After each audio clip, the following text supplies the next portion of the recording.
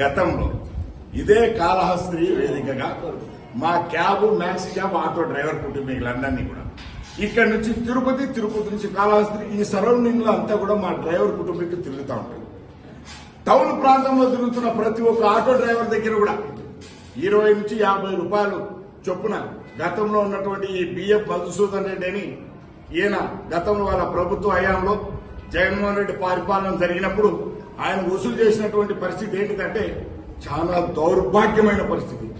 ఏ ఒక్క డ్రైవర్ కుటుంబీకుడికి కూడా ఎటువంటి ఇళ్ల పట్టా కూడా అనలే.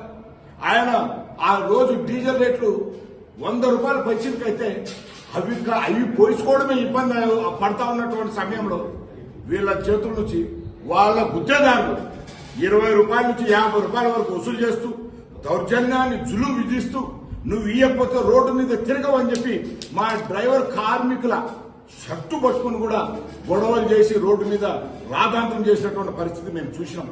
గతంలో వచ్చినాం ఇక్కడికి, మమ్మల్ని కూడా అరెస్ట్ చేసే పరిస్థితి చేశారు.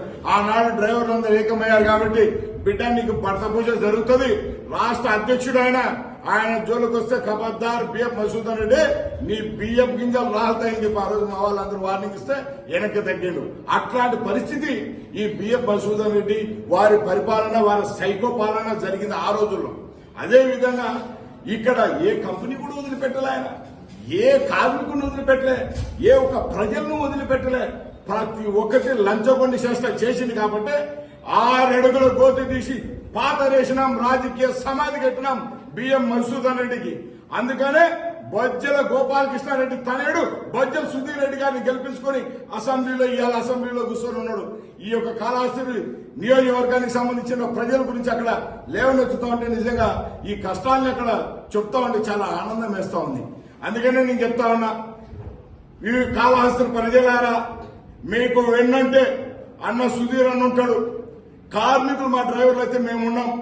అన్ని విధాలా మీకు కష్ట సుఖాలలో పాల్పంచుకోవడానికి మీ బిడ్డ, మీ బడు బలహీన వర్గాల బిడ్డ సుధీర్ అన్న మీకోసం పనిచేస్తాడు.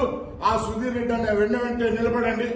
దొంగ దోపిడీ అయినటువంటి బిఎం మధుసూదన్ రెడ్డిని జీవితంలో నమ్మకండి, వాడు మీ కిడ్నీలు కూడా అమ్ముతాడు, గుర్తుపెట్టుకోండి అని మా ప్రజలు కూడా తెలియపరుస్తూ, మా కార్మికులు తెలియపరుస్తూ తీసుకుంటాను.